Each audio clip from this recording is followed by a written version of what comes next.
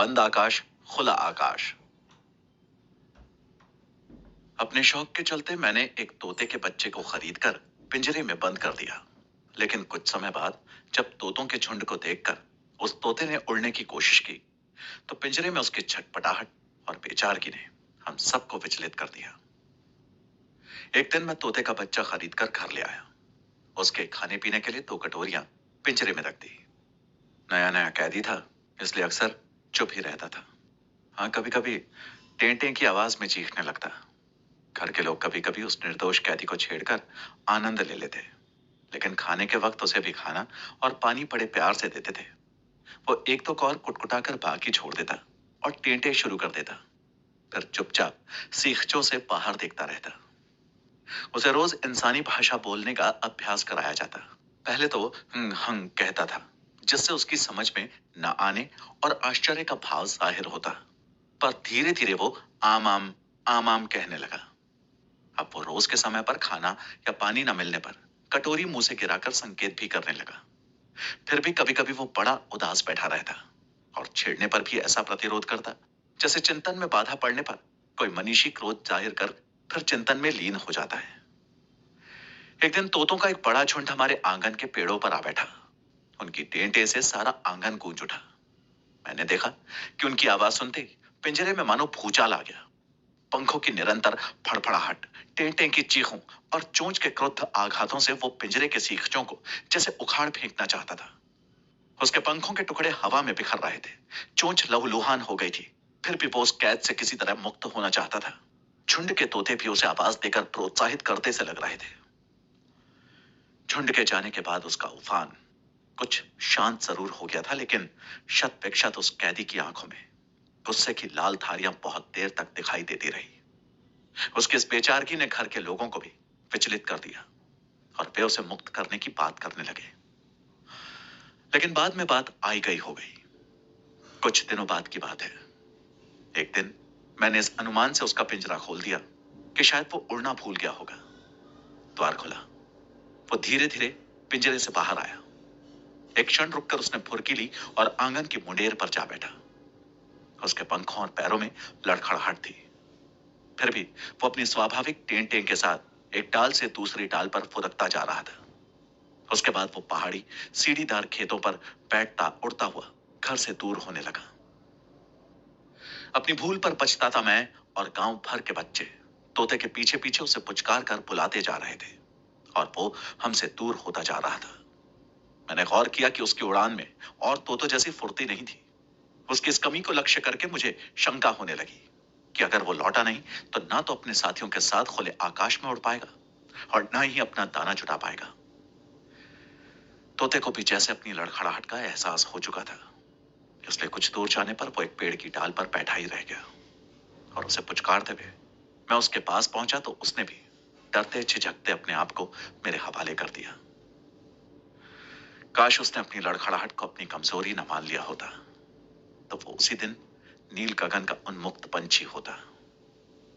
मगर वो अपनी लड़खड़ाहट से घबराकर हिम्मत हार बैठा और फिर से पिंजरे का पंछी होकर रह गया।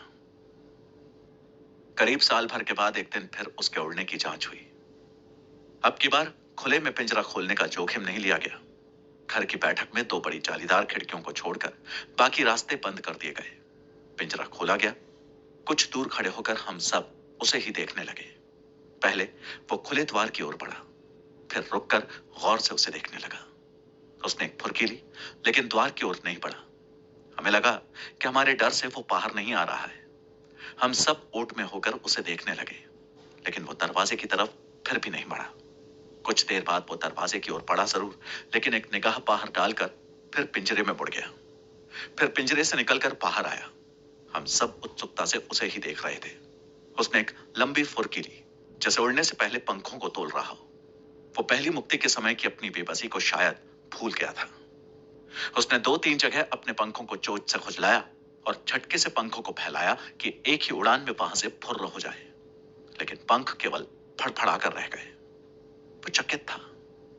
उसने एक उड़ान भरकर पास के पीढ़े तक पहुंचना चाहा, लेकिन किनारे तक पहुंचने से पहले ही जमीन पर गिर पड़ा और फड़फड़ाने लगा।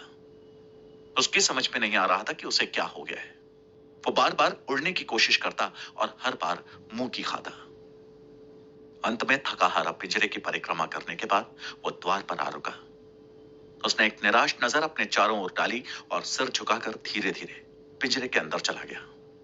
मुड़कर एक बार फिर ललचाई नजरों से उसने पिंजरे के खुले द्वार को निहारा और हताशा से मुंह फेर लिया।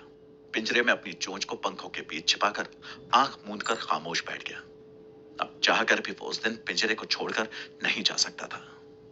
वो शायद पछता रहा था कि मैंने उस दिन उड़ जाने का मौका क्यों खो दिया।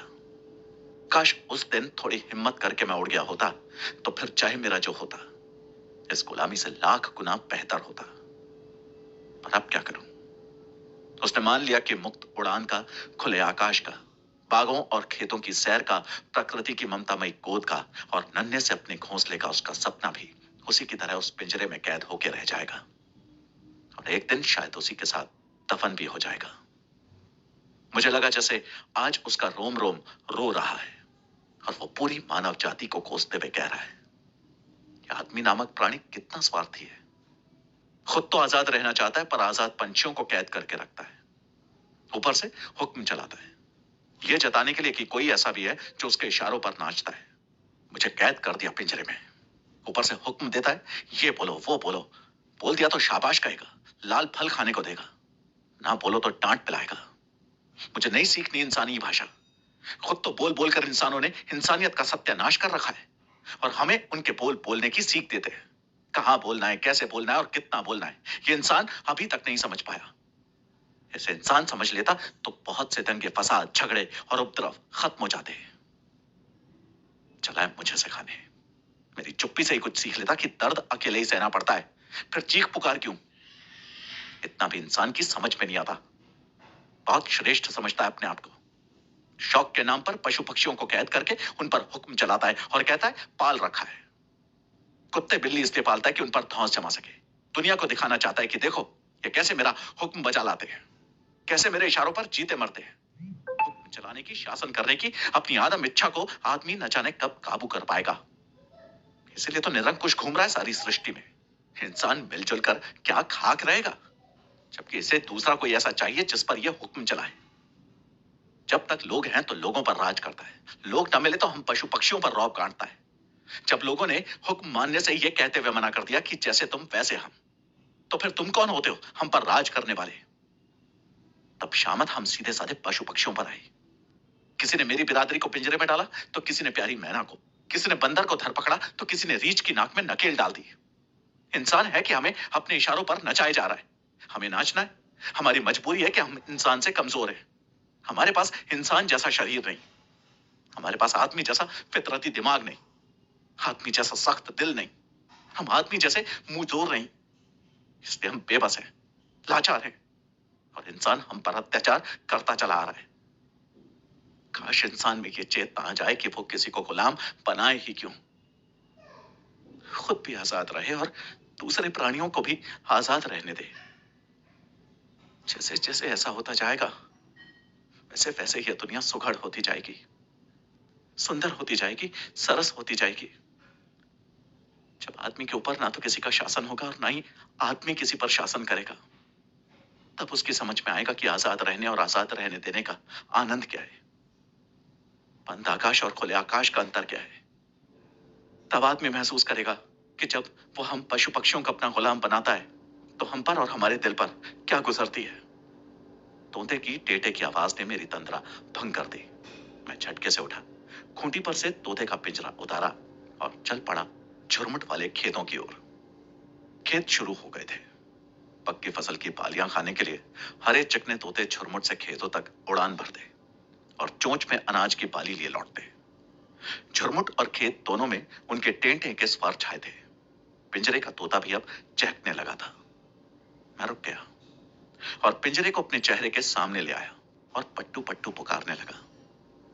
वो पिंजरे में इधर से उधर से इधर व्याकुलता से घूमता जा रहा था। बीच बीच में पंख भी फड़फड़ाता जाता। उसमें अप्रत्याशित चपलता आ गई थी। शायद वो दूसरे तोतों की आवाज का करिश्मा था जो वो मुक्ति के लिए आतुर हो रहा था। मैंने ज्यादा देर करना ठीक नहीं समझा। पिंजरे का द्वार झुरमुट की तरफ करके खोला और प्यार से बोला, जा उड़ जा, जा, शाबाश, जा। वो सतर्क सा द्वार तक आया, गर्दन बाहर निकालकर जाने क्या सूंघा, पंख फड़फड़ाए और उड़ गया। एक छोटी सी उड़ान। वो सामने के पत्थर पर जा टिका। एक क्षण वहां रुककर पंख फड़फड़ाए और फिर उड़ान ली। यह उड़ान पहली उड़ान से कुछ लंबी थी। अब वो एक झाड़ी पर जा बैठा। उसके बाद उड़ा तो एक जवान पेड़ की लचकदार डाल पर जा बैठा। उसके बैठते ही डाल झूलने लगी।